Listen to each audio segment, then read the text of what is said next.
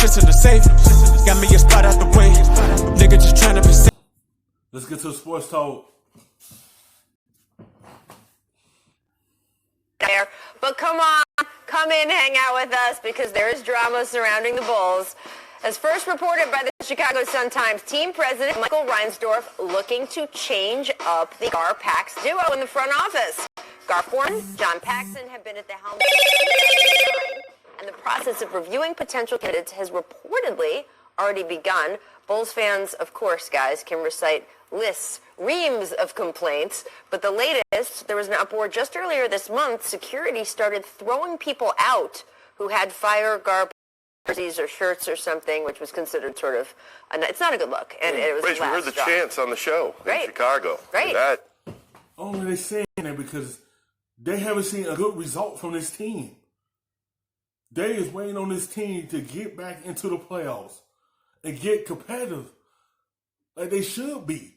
They feel like Paxson ain't getting it done for them in the front office to be able to help this young team to be able to elevate themselves to a next level, to be able to be in the playoff year in and year out, and haven't got it done. And they ready for something new to come in there. Right. We're doing a show at All-Star Game in Chicago that frankly had nothing to do with the Chicago Bulls. And what did we hear? Fire Gar-Pax. Wow. To me, though, this is so much deeper than just Gar-Pax. And it's long past the point where there needs to be new voices. But so much of this, to me, is on Mike Reinsdorf, who's running the day-to-day show. I mean, he signed off on Jabari Parker getting $20 million. He signed off on Dwayne Wade getting 2 years for almost $50 million. He signed off on Jim Boylan being the coach.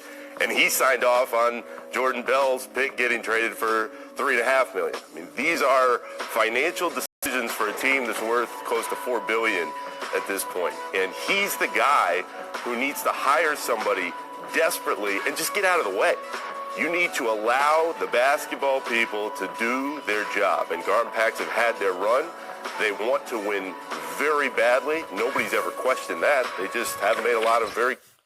Yes, it's just your decision making is what's been bad on this team, and you see the frustration from everyone. How this team is trending. They ain't going up, they keep going down every season. They want to see something new, something to happen to this team, a spark, a winning attitude, or something to be able to get this team to be competing for a playoff spot.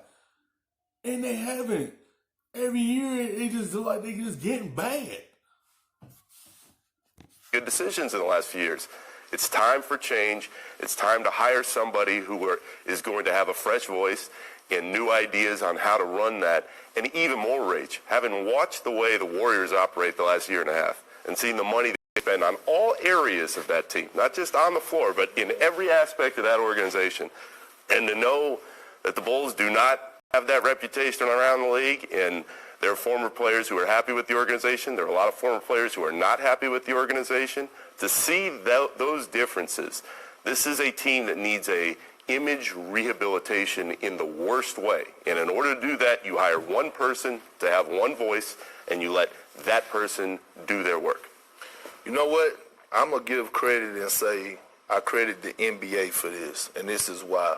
The All-Star Weekend was that epic that the Chicago Bulls were like, hold on, this was great for the city. You could feel the energy. We got to reevaluate this. We got to get basketball back to where it needs to be in this United Center and in the city of Chicago. So I give a lot of credit to All-Star Weekend because I think that pumped the blood, had the blood flowing, where they was like, hold on, we need to make a change here. We need to get things back on course. Look, we already know what a good basketball city Chicago is, not just in terms of actual basketball city and the talent that it has produced, but then also when you had a dynasty there, you had the whole country feeling like they were America's team. It is a place people want to go and visit anyway, so people can come see the Bulls. It is a market that has, in some ways, a lot of the advantages of some of the coastal markets that we talk about. It really should be almost lumped in with them, despite geography, and yet they really haven't had their foot on the gas in that way. Last time you seen this team be playoff, when they had Derrick Rose and Jimmy Butler. when they had them, you see that team making a run into the playoffs. Ever since them two left Chicago, this team went from up here to down here and continued going down. They ain't had identity since them two. That's the last time that team had an identity of who they are. They don't know who they are right now.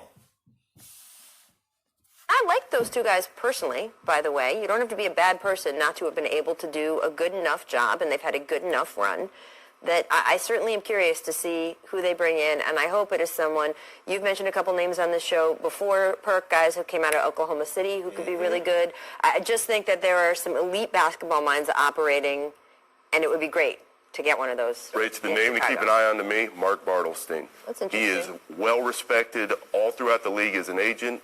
He's based in the Chicago area. Well, that he would knows certainly that be team going very well. the other direction, and that's the direction that the Knicks have gone in, the Warriors have gone in, the Lakers have gone in. They want an agent in there, and we'll see if they go that way.